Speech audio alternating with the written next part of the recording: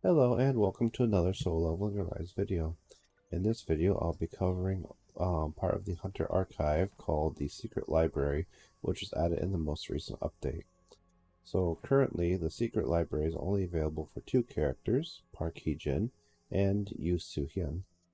So I'll be going over Park Heejin's for this, but Soo-hyun's will also be the same, close to it.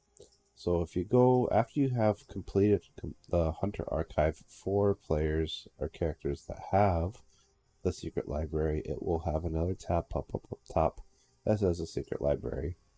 And in this, you will be able to get rewards based off of doing a couple of missions. And the maximum rewards you can get is at 7,500 points, which you do unlock a costume for that character. I did mine pretty quick, so this is actually, I'm on my last key just to get it, so I'm going to get this done, but I'll explain how the points work for this. So you'll start off with the first one here, which is level 10, and you get 15 base points. Level 2, which will then give you 20. 3 will give you 30, 4 will give you 45, and the fifth one will give you base 60 points. In order to get more points, you have to use the units and or weapons to get an increase of points while doing that mission. So if I use Park, I'll get 100 points on top of the 60. If I use Bake, I'll get 14. If I use Bake's weapon, 6. And if I use Han Song-yi, I'll get 30. So I did a couple of tests with this, and basically if you get a 1-star or 2-star weapon for Bake, it's not doing any different.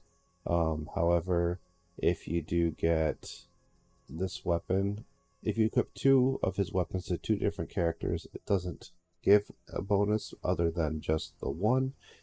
And if you equip his weapon to anyone on the team, they will get the bonus from it. So if you don't have Bake, you can still craft his weapon or use his weapon if you do have it and equip it to someone else, or if you don't want to put Bake on the team, or whatever reason, you are able to use his weapon on a different character and still get the bonus 6 points. Right. So I'm going to run, I'll show my setup for the last one here because I know it can be a bit tough for people. So the last one, the weakness is Wind Element. So you do want most of your damage on Park. However, you also do want Bake to be buffing, so I put the Greed set on him. And you do want Han Song-yi to have a lot of damage as well. Although because she won't have elemental advantage, she won't be doing as much as Park, but she does pretty good damage by herself. I just decided to throw on Cha's weapon on her, just to give her extra stats, and then also to kind of, like, she does get quite a bit of damage from that, but I wouldn't go out of your way to, like, up another weapon for her. Just equipping an SSR's weapon that's 100 is fine. And then I just equipped the full curse set to her. On Park, Heejin, I just did the crit set and then the executioners because I do have good stats on them. And then just running is pretty straightforward and easy. I do know though, before I did have good sets on them, I wasn't really doing this level that easily. But yeah, so Park Heejin always has her ultimate when she starts up first if you do have her at A5. The first wave is pretty easy, so I don't use the ultimate there. I'll be using it on the second one. It's pretty simple though.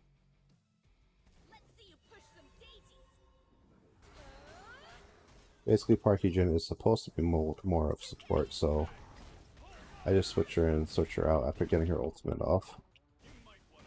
Bake, I just use to apply the damage or the defense down debuff, and then switch to Han Song-yi.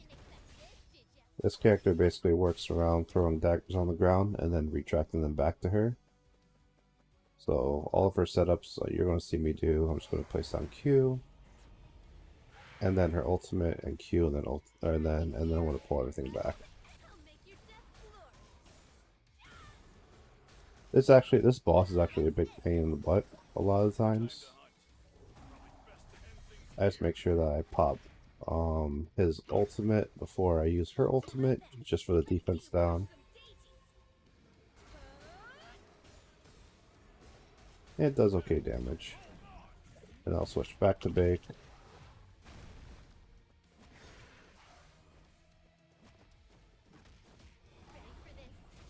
Now defense down is on him. You'll see a lot of daggers pile up on the ground behind this boss. And then we yoink them all back. It does a lot of damage. And basically that's just the rotation there.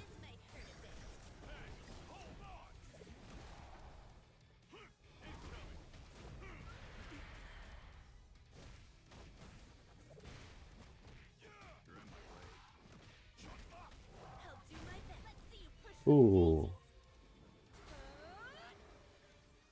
He jumps in the middle to tornadoes.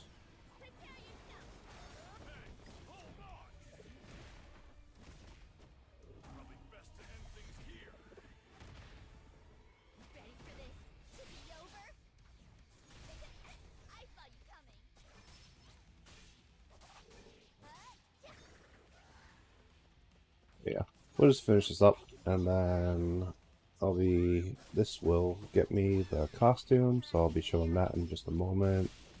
I'm actually excited. I really want Park's costume. I already have the alternate costume for you Soo-hyun, but this one I've been looking forward to. Let's accept these. Add over. I wonder actually if it goes into inventory or not. Let's go take a look. And it's unlocked. It's pretty much a reskin, just recolored, but also the leggings go away in this one. So it's more difference in this one than in Yu Soo-hyun's. I actually want to move around with this.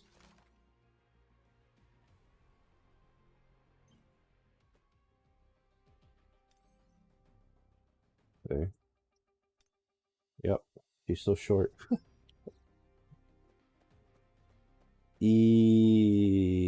This is definitely feels a lot different than her other costume.